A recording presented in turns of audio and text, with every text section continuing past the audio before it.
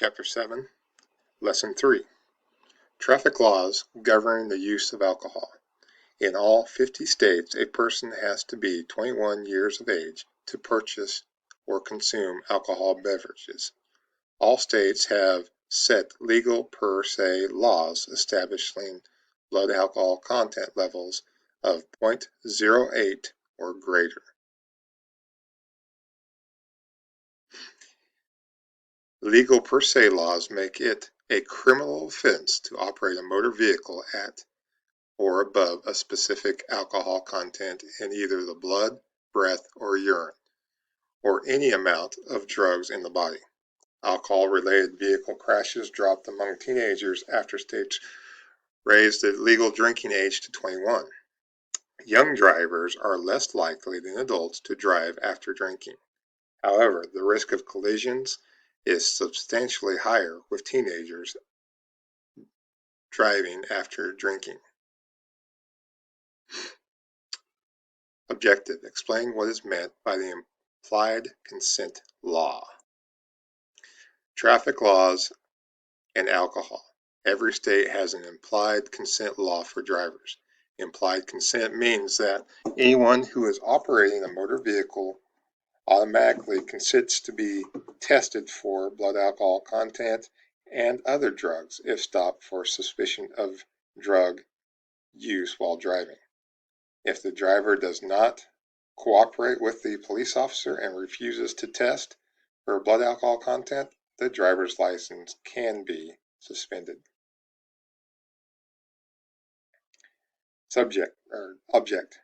Objective. Describe zero tolerance level of impairment and tell how impairment can be detected and measured.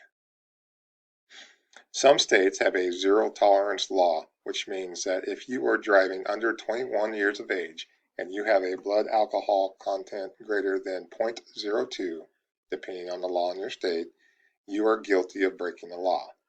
Some states have also adopted a policy of zero tolerance, meaning zero chances, which means drivers under the age of 21 receiving harsh penalties for even their first offense.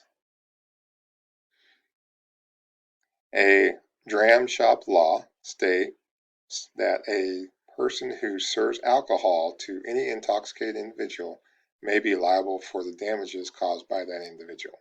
In some states, a person who serves the alcohol may also be liable for injuries sustained by the intoxicated individual.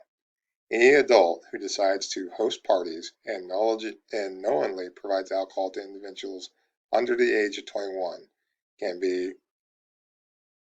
sanctioned under the state dram shop law. Levels of impairment. Research has demonstrated that the vast majority of drivers who have been drinking are significantly impaired at 0.08%.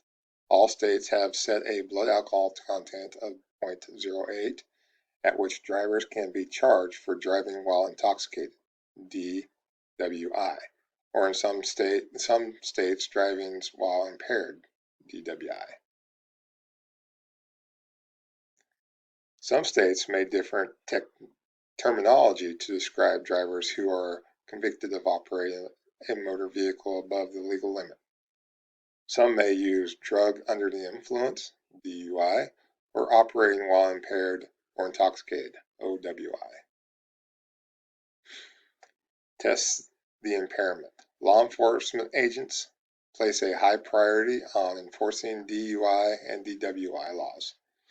Several tests, which can be administered in a police station or on the roadside, can be used to evaluate a person suspected of DUI or DWI. Chemical test. Chemical analysis of blood, urine, or breath can accurately determine blood alcohol content. The breath test is widely used for simple analysis.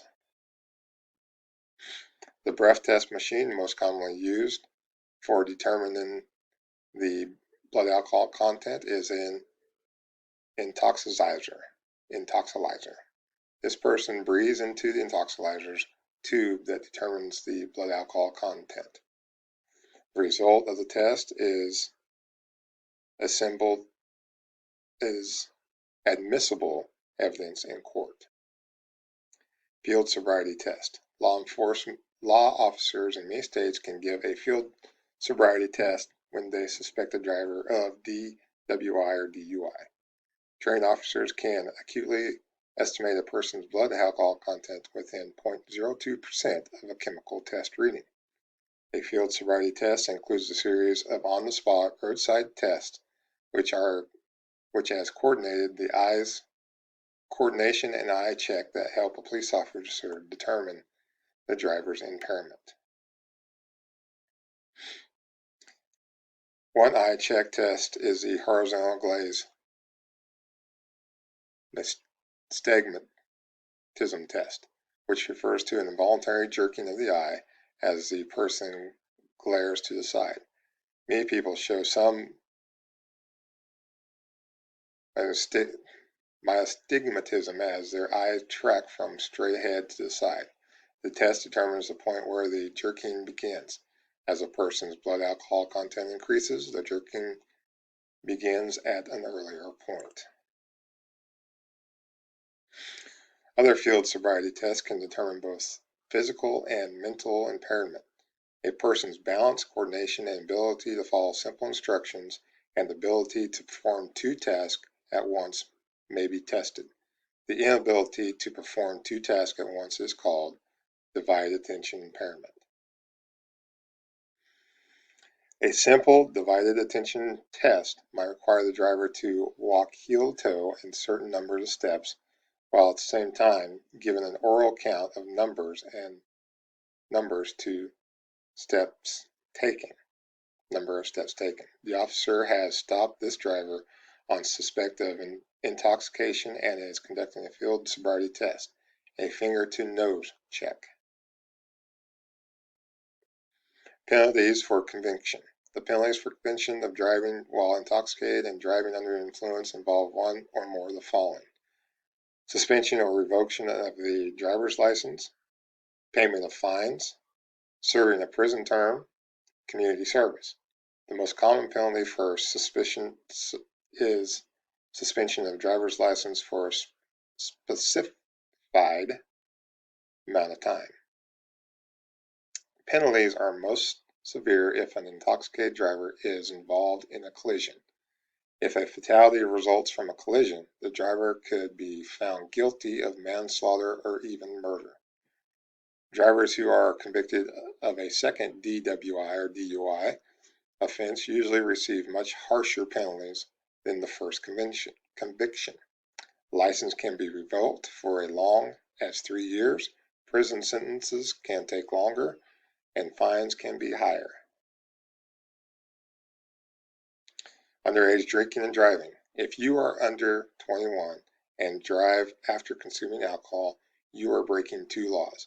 You are breaking the law against underage drinking and the law against driving while under the influence of alcohol. Objective. Explain what actions a driver should take when stopped by a police officer.